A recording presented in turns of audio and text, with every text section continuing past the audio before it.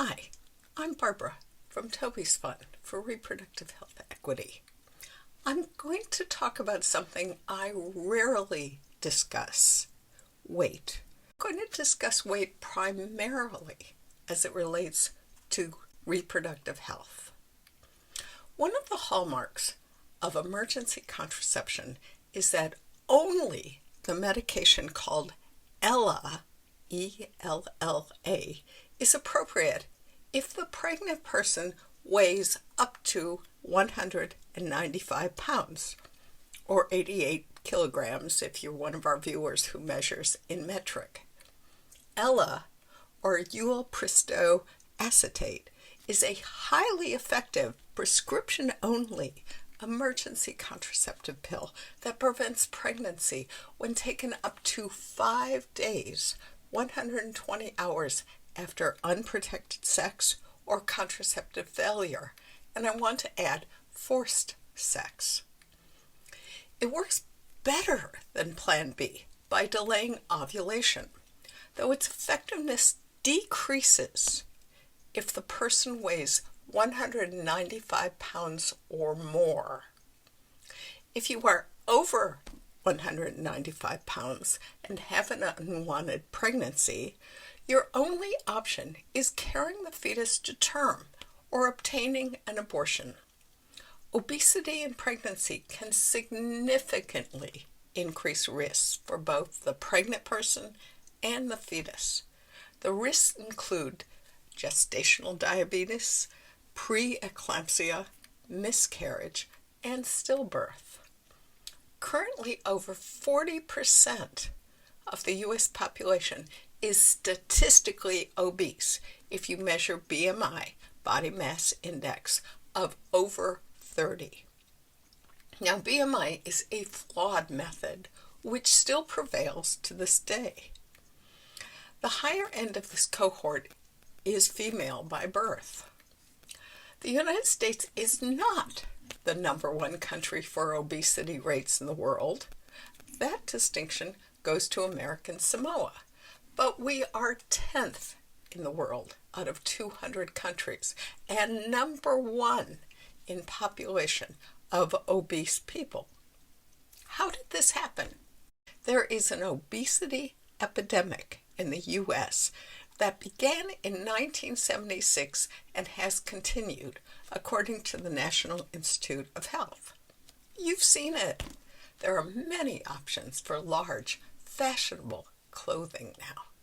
It used to be relegated to the big and tall stores for men, specialty stores for plus-size women.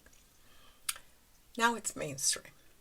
Few people know how to cook for themselves anymore if they can afford groceries, and that was the result of eliminating home economics classes in schools, as well as the proliferation of fast, seemingly inexpensive processed food.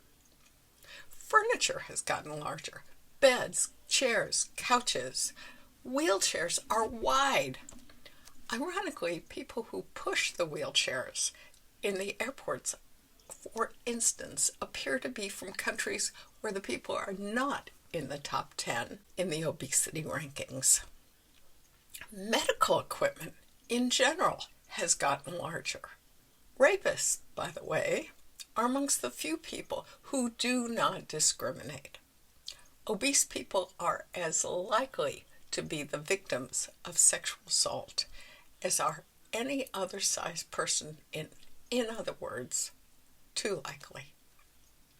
So, we are experiencing an obesity epidemic which, according to my public health training, occurs when the phenomenon happens in all genders, in all age groups, and all ethnicities at about the same time.